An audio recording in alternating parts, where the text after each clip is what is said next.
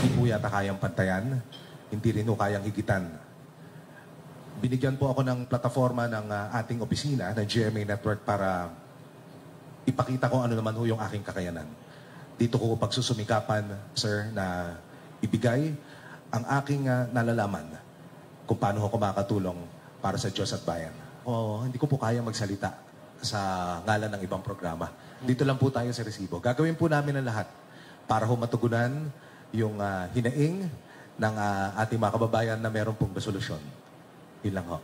Pero ready po kayo kung bigyan kayo, i-rival po kayo sa kanya? Gagawin ko lamang ho yung aking makakaya. Kung ano ho yung inata sa akin na opisina, kung ano ho yung dapat kong gawin para sa programa. Diyos ko, mahirap tapatan ng isang rapid tulpo, di ba? Kasi napakatapang niya. Tsaka, wala, pwedeng, yung makilala siya sa sariling identity, pero hindi niya dapat sabihin na, o kaya sabihin ng iba na, ay, ito, pantapak. Wala, nag-isa po ang rapid tulpo. At kahit ang Mike Enriquez po ay nag-iisa lang din, di ba? Mga inspirasyon naman niya. Oo, yun na lang gawin niya. Pero sa tingin ko na, base sa nakikita, mukhang magaling naman ito mag-iwas sa magaling yan si public Emil affairs. Samangil, oo. O kasi hindi ko pa siya napapanood. Lagi ko siyang napapanood, nagre-record. Ako, this time,